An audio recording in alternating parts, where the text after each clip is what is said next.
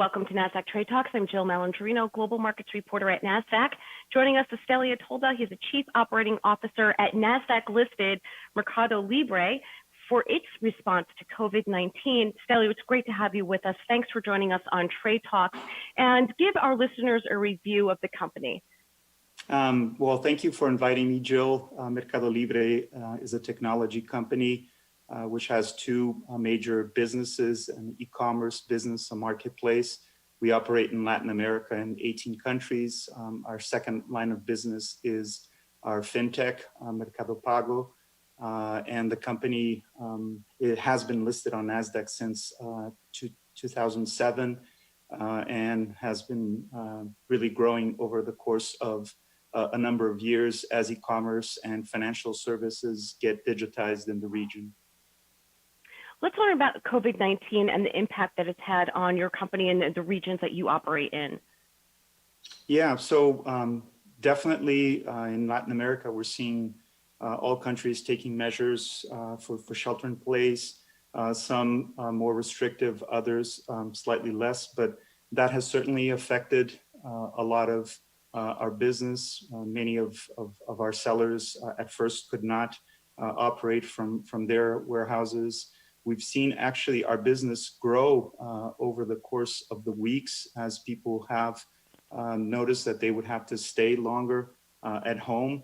And since the option of really buying in stores is not available. So we're actually having a very positive response in the e-commerce side of the business. In the fintech side of the business, initially also businesses which operate and use our financial services were closed. That certainly impacted us at first, but now we're seeing actually the business of processing payments online grow significantly as more and more online services have been growing during this time. All right, and Stelleo, let's learn about some of the actions that were taken in response to COVID-19. Yeah, so as far as our workforce, we managed to move 90% of our team to work from home.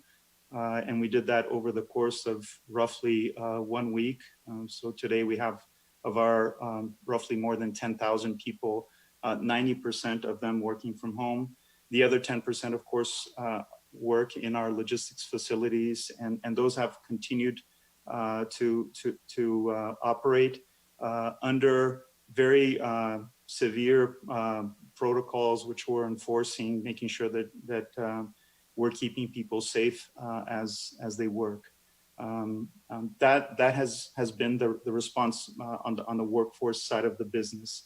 As far as in improving our business on the commerce side, one thing we saw was more people flowing towards the supermarket categories.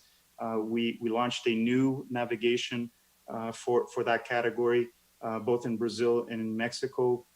We also changed our branding, launched the branding campaign communicating that we'd like people to stay at home, but that we were still going to operate and deliver. We managed to change our logo, which was something that caught the eye of a lot of people. Our logo had two hands shaking, and now we have an elbow bump. That was something that really communicated also the idea that people should respect authorities and all the measures that have been in place for people not to be spreading the virus. Yeah, it's really quite impressive to see how companies have been able to pivot so quickly in the face of COVID-19, particularly fintech companies, technology companies. It's been really quite remarkable.